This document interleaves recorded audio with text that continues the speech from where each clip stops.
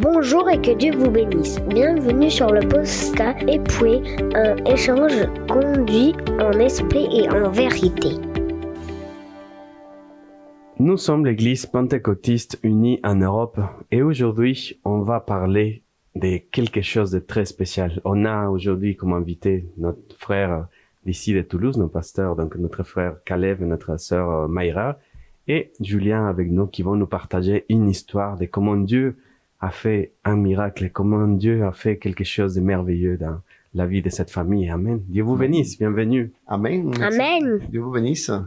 Amen. Dieu vous bénisse. Amen. Dieu vous bénisse. Amen. Bon, aujourd'hui, on donne une salutation très spéciale à tous ceux qui nous écoutent. Pour la famille Sierra-Célis, aujourd'hui, c'est un jour de victoire. C'est un jour de joie. C'est un jour vraiment, vraiment merveilleux parce qu'aujourd'hui, c'est la toute fin du traitement de Julien. Julien a été diagnostiqué en 2022 de une leucémie, donc un cancer du sang. Ça a été une épreuve, une sacrée épreuve pour nous. Mais jusqu'au jour d'aujourd'hui, le Seigneur nous a soutenus. Amen. Il a été pour nous un refuge. Il a été notre soutien et il a guéri Julien. Amen. Bon, c'était quand même, quand on dit traitement, quand on parle de la leucémie, on parle quand même d'une maladie qui attaque toutes les cellules du corps. Et pour ceux qui savent pas, la leucémie, c'est un cancer qui se développe par une cellule mère qui commence à créer des cellules, des globules blancs des globules blancs immatures. Et, comme vous le savez, la moelle osseuse produit 3 sortes de cellules. Tu te rappelles les 3 cellules de la moelle osseuse?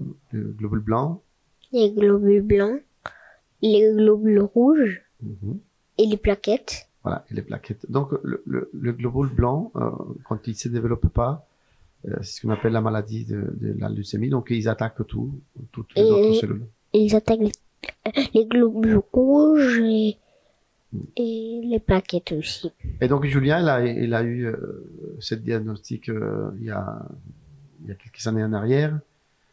Et donc pour nous, c'était une épreuve assez douloureuse. Et même d'en parler un peu, ça nous plonge dans le souvenir.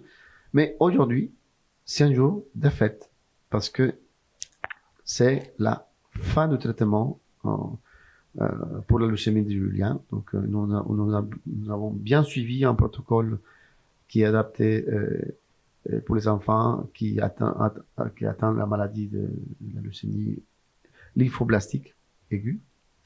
Oui, en fait, Julien, il était déjà en rémission après les premiers mois du traitement. C'est un traitement qui est long chez des enfants de son âge. Il l'a eu quand il avait 4 ans. Maintenant, Julien, il a 7 ans. Et donc, c'est un traitement long parce que il est différemment traité chez les enfants de son âge. Ça dépend de l'âge de la personne. Mais chez des enfants comme lui, c'est à peu près 2 ans et demi. Tout dépend de comment se déroule la maladie. C'est 3 ans de plus après la leucémie. Exactement. Donc ça fait quand même un moment. Et puis du coup, on voulait peut-être partager parce que souvent il y a des frères et sœurs qui sont en train de vivre des moments difficiles dans une maladie, soit un cancer, soit une maladie assez grave. Et notre expérience, notre passage par cette expérience de la maladie de Julien nous a beaucoup marqué. Mais nous a beaucoup aussi appris. Et nous avons appris énormément. Et nous remercions le Seigneur de ce qu'il a fait, en fait, la guérison qu'il a eue, Julien, et le soutien de l'Église. Nous étions très soutenus pour l'Église. On a eu des frères et sœurs qui se sont engagés dans la prière depuis de l'autre côté du monde, qui priaient pour Julien, qui envoyaient même des messages à Julien, des soutiens. Et donc, c'était un moment très difficile. C'était un moment où on a vu l'amour du Seigneur à travers la famille en Christ, à travers l'Église. C'est vrai que parfois on dit on est une famille, on pense que ce sont des mots. Ce sont pas des mots. Ce sont pas des mots. C'est vraiment qu'on est une famille en Christ et on a vu l'amour à travers l'Église, à travers l'Église dans tout le monde entier. Parce que c'est vrai que cette mauvaise nouvelle à l'époque, c'est un peu répandu. Et grâce à ça, on a eu le soutien de la famille en Christ. Amen. C'est vrai que c'est quelque chose que comme Église, ça nous a marqué, c'est vrai, d'entendre cette nouvelle, mais maintenant, parce que je pense que pour chacun de nous, c'est vraiment une confirmation de comment Dieu agit, comment Dieu peut faire des miracles quand la science, elle dit que tout est impossible, qu'il n'y a pas de solution, qu'il y a quelque chose à faire, en fait, pour Dieu. Il y a toujours quelque chose à faire. Rien n'est impossible à lui. Et aussi que Dieu peut utiliser la science pour guérir quelqu'un. Moi, j'étais conscient que le Seigneur pouvait guérir Julien d'une façon ou une autre. Donc, il faut être conscient aussi que le Seigneur a donné la science à l'homme. On a découvert des traitements, on a découvert les moyens de combattre certaines maladies. Donc, et ça aussi, c'est une victoire parce que aujourd'hui, nous pouvons nous mettre dans la main de Dieu et laisser Dieu agir à travers même de la médecine, en fait. Nous n'avons rien négligé sur le traitement de Julien. Non, parce on est chrétien, c'est le Seigneur qui va agir, il faut le laisser agir, il faut pas donner de médicaments. Non, non. Tous les fois que je lui ai donné un médicament à Julien, je le fais au nom de Jésus. Amen, amen. Donc, le Seigneur, il prend le contrôle de toutes choses. Après, il y a des gens qui partent dans les extrêmes, en fait. Ah non, mais Dieu va me guérir, j'ai pas besoin de ça. Enfin, alors pourquoi on prend des lunettes Yeah, oui, c'est vrai. Voilà. Si Dieu te guérit, pourquoi on utilise les lunettes? Pourquoi les gens qui ne marchent pas ils utilisent des fauteuils roulants? Enfin, nous on a des difficultés et il y a des outils. Je pense que nous devons être assez matures pour comprendre que Dieu a le pouvoir sur toutes choses. Enfin, et il fait les choses comme il veut. Il fait les choses qu'il veut. Enfin, il utilise les chemins qu'il veut, les moyens qu'il veut pour nous donner la réponse. Amen. Et il faut garder la foi. Après, une chose certes, c'est que quand on est en déplacement à Paris, on était parti pour un événement de l'église, et les symptômes se sont déroulés une semaine avant. Mais bon, les symptômes d'une leucémie, on peut pas le percevoir, on les connaît pas. Alors ça développe comme une espèce d'anémie assez chronique. Et de fatigue. Et des fatigues. Donc, il a eu des épisodes de fatigue avant de notre voyage à Paris. Mais loin de là, qu'est-ce qu'on va s'imaginer une chose pareille? Donc, on était parti faire un pique-nique avec nos frères à Paris. Et là, on s'est rendu compte que Julien, il s'était pas bien. Ensuite, le lendemain matin, avant d'aller à l'assemblée, enfin, à notre atelier qu'on avait des musiques de l'église, je me suis rendu au laboratoire. Bah, déjà, on était allé dans 2 laboratoires parce qu'on voulait pas faire la prise de sang. Et on est allé, on a fait la prise de sang à Julien. On s'est rendu à l'église. Et à midi, on m'appelle, enfin, une urgence vitale. Votre fils, il a un problème dans le sang. Il y a l'hémoglobine, elle a 4,5. Enfin, donc, on est parti à l'hôpital en urgence. Les pompiers sont arrivés, les SAMU sont arrivés. Enfin, on avait 3 ambulances ce jour-là.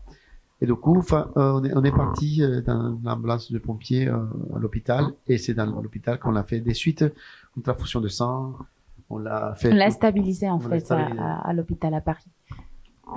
Parce qu'en fait, la leucémie, pour donner une idée, hein, c'est comme si vous êtes dans votre maison et que tout d'un coup, il y a une légion de soldats qui débarquent.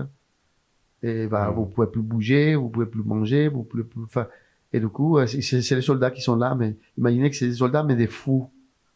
Ils vont tout casser, ils vont tout abîmer. Ah, donc, oui, les globules blancs, la défense, les plaquettes, tout, ça va être voilà, Détruit. Quoi. détruit par ces globules anarchiques. Donc forcément, c'était quand même une maladie assez grave. Donc lui, il avait plus de plaquettes, il avait plus de défense, donc il était en aplasie et surtout, il n'y a plus d'hémoglobine, donc plus d'oxygène dans le sang.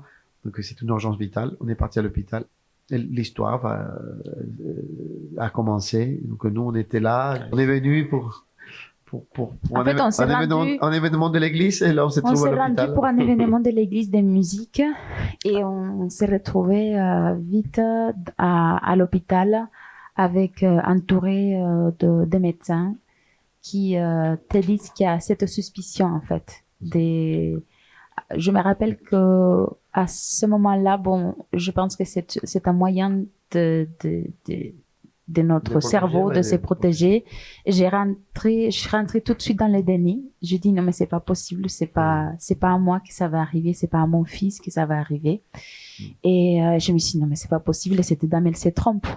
Elle se trompe, c'est pas ça, il doit avoir seulement une anémie.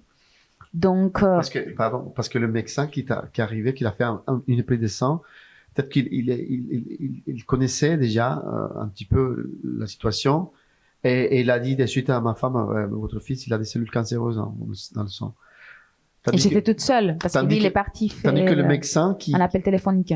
Tandis que le médecin de garde du vendredi soir, qui a vu l'état de Julien, il n'a pas eu cette réflexe, cette lumière en disant cet enfant c'est pas normal qu'il y a cet aspect un peu pâle, etc. Donc l'autre médecin il a dit non c'est une cellule cancéreuse, il faut l'amener dans l'hôpital spécialisé pour les maladies du sang. Donc on a été transféré de suite d'un hôpital à un autre. Je me rappelle que je monte dans l'ambulance avec Julien et on arrive dans un hôpital spécialisé à Paris. Des maladies du sang. Trousseau. Et à Trousseau. Et on arrive et je vois de suite passer le seuil de oncologie. Et bon, on sait tous qu'est-ce que ça veut dire, oncologie. Il y avait quelque chose de grave, mais on n'imaginait pas à ce point. Mais là, à l'intérieur de nous, il y avait comme, moi personnellement, il y avait cette peur. Oh là là, c'est pas possible, maladie. Enfin, on connaît rien du tout. Donc là, on débarque, on est pris par la peur, et du coup, les médecins ils arrivent, ils les font un autre, on les stabilise avec on a fait une prise de sang et puis ensuite on l'a mis en porte-cathéter avec, je crois qu'on a mis des plaquettes, il me semble.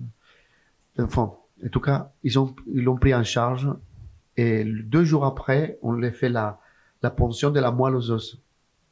Donc, pour ceux qui ne savent pas, c'est comme une espèce de seringue qu'on met d'un côté de l'hanche, et puis qu'on met comme une espèce de vis, en fait, en vis, et puis on pompe un peu les cellules qui sont dans la moelle osseuse.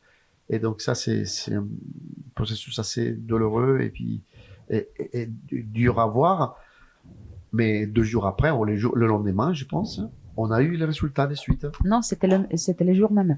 Ah, le jour même, enfin. Oui. C'était le jour même. Comme quoi, c'était quelque chose d'important. C'était urgent, enfin.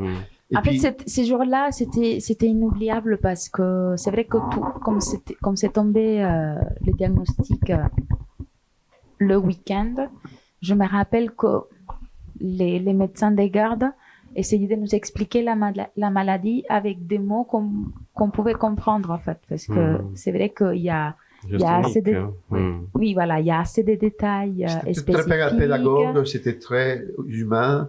On a trouvé ce système, enfin, on a trouvé comment dirais-je, l'hôpital, enfin, ces services-là très humains. Et ça nous a beaucoup touchés. Et ils étaient à l'écoute, ils étaient là. Bah, je pense qu'ils savaient la gravité de la situation, donc ils savent ce que vivent les parents. Quand on vous dit de suite, votre fils il a un cancer, enfin, c'est pas donnant, enfin, c'est pas donné.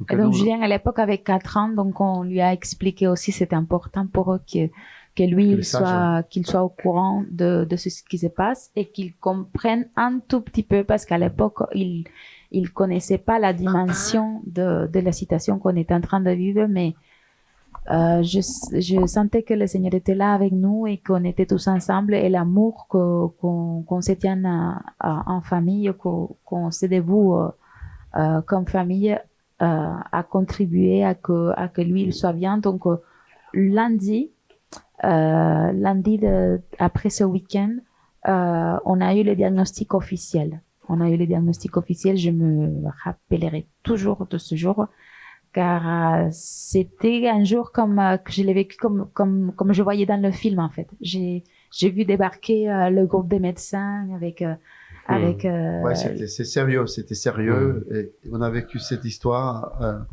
On était avec l'église à Paris, donc on a eu le soutien du missionnaire des suites. On a eu le soutien de notre missionnaire, de toute l'église, de tous Paris. nos frères. Il y a aussi les missionnaires de l'Angleterre avec le soeur Yvette, le frère Silva, Antonio Silva et son épouse qui étaient là aussi. Enfin, on a eu ces soutiens. Mais nous, en intérieur, on était bouleversés. C'est la terre qui s'effondre, en fait, devant toi. Et tu sais pas quoi faire. Et donc, je me souviens les jours sont passés, quand on a découvert, la maladie, tout ça, je me suis adressé au Seigneur, parce qu'on n'avait même pas le temps de prier. Tellement là-dessus, on ne réfléchit pas trop, on est en mode surveillance, survie, je sais pas. Et là, du coup, j'ai eu un moment pour discuter avec Dieu. Je lui dis, Seigneur, mais mon épouse et moi, nous sommes à toi. Amen. Julien, il est à toi. Donc, il n'y a pas que Julien qui est à toi. Moi aussi, je suis à toi. Et mon épouse aussi, nous sommes à toi. Donc, ce que tu vas faire, tu penses que nous sommes une famille. Enfin, grosso modo, je lui étais en train de dire, Seigneur, on est les trois, en fait. Si tu vas enlever un des trois, ça déstabilise tout, quoi. Amen. Je n'osais pas mal parler à Dieu, parce que il faut faire très attention quand on est dans une situation difficile, de bien comprendre qui est Dieu, en fait. Et moi, je savais que Dieu pouvait faire ce qu'il voulait faire. Et j'étais très conscient. Après, je lui ai dit, Seigneur, mais attends, si tu vas amener Julien, enfin, pourquoi lui, pourquoi tous les trois? Si nous travaillons ensemble. Donc, mais finalement, le Seigneur avait notre propos. Enfin, il avait autre chose en tête pour faire. Et puis, du coup, on a vu la main de Dieu se glorifier d'une façon extraordinaire dans la vie de Julien, dans ses maladies. Et puis, du coup, on est arrivé à Toulouse. C'est spécial ce qu'il dit mon mari, parce que en fait, quand les choses se sont déroulées, quand on a eu la nouvelle du diagnostic, c'est vrai que moi, c'est ce que j'ai ressenti dans mon cœur. J'étais pas inquiète? Pas inquiète, oui, j'étais inquiète, mais j'étais pas fâchée, j'étais pas fâchée contre le Seigneur, du tout. En fait, j'avais peur de parler avec lui, parce que j'avais peur qu'il me dise que mon fils allait partir. C'était ça ce qui m'est arrivé à moi personnellement, tant que mère, en tant que maman. En fait, parce que c'est une maladie grave quand même. En fait, j'avais peur de m'adresser à lui, parce que comme je sais que lui, il est souverain. Qu'il répond aussi. Qu'il répond et lui, il est souverain. Il pouvait faire ce qu'il voulait, parce qu'il peut faire ce qu'il veut. Il est souverain. Il est le propriétaire de nous tous. Il est le propriétaire de Julien. C'est lui qui l'a créé. Donc, pour moi, c'était cette peur, en fait, de m'approcher à lui et qu'il me dise, voilà, il va partir. Donc, j'avais cette peur. Et donc, petit à petit, le Seigneur a commencé à soulager mon cœur.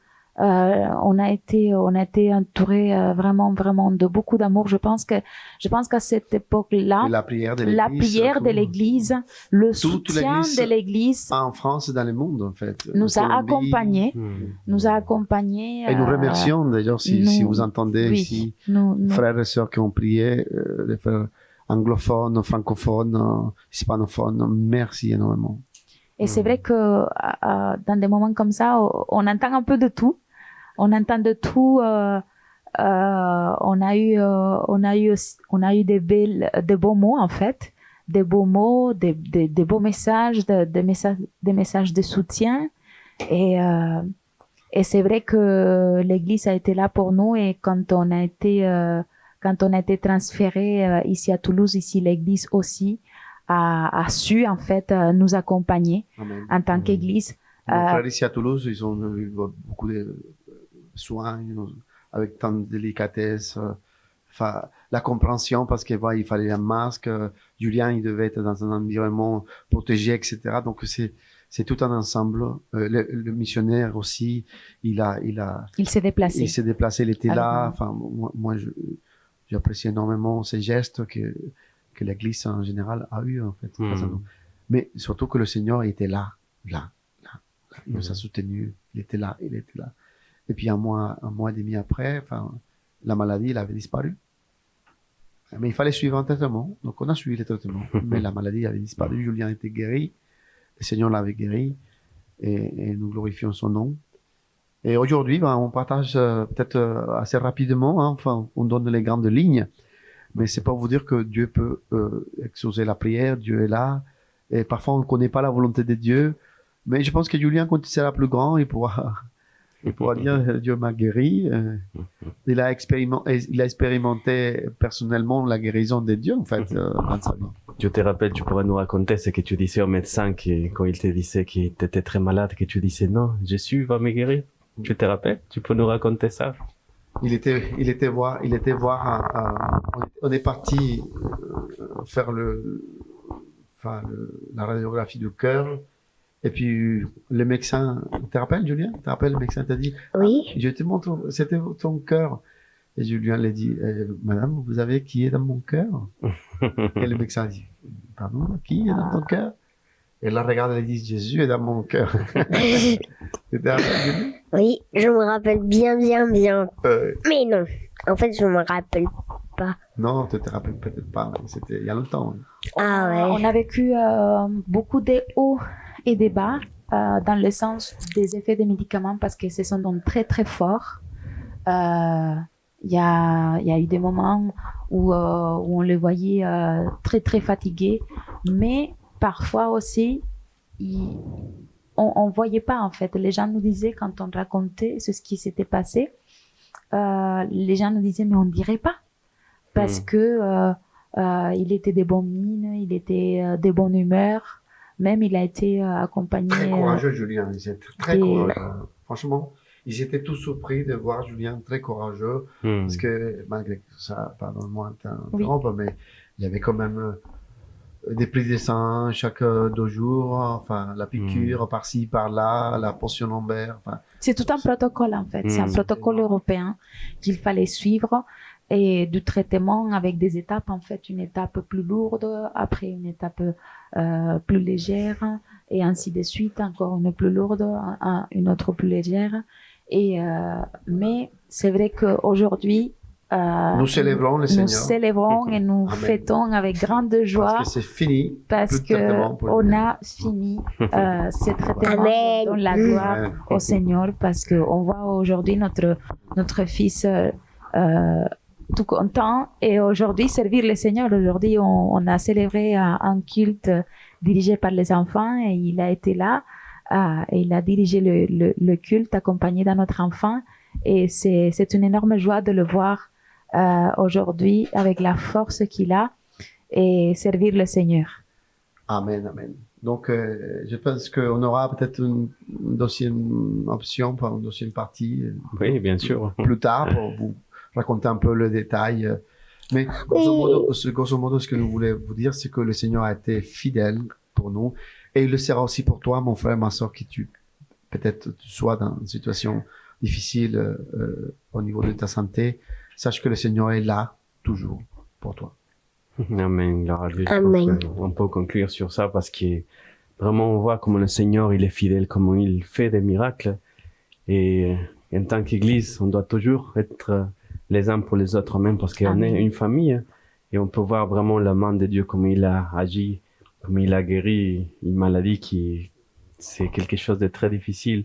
Comment il vous a encouragé en tant que famille, et ça, c'est quelque chose que je pense que pour nous, en tant qu'Église, c'est quelque chose qui nous encourage, nous motive à vraiment confier Amen. et mettre tous nos fardeaux, tous nos problèmes dans les mains du Seigneur parce qu'il est fidèle. Amen. Amen. Donc, Dieu vous bénisse. Merci pour vos témoignages, pour ce partage. Donc, c'était l'Église pentecôtiste unie en Europe pour les podcasts Époué.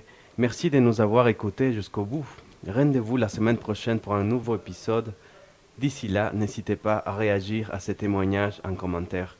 Vous pouvez aussi retrouver nos cultes et nos études sur nos réseaux sociaux, Époué France, Paris, Bordeaux, Toulouse, Marseille.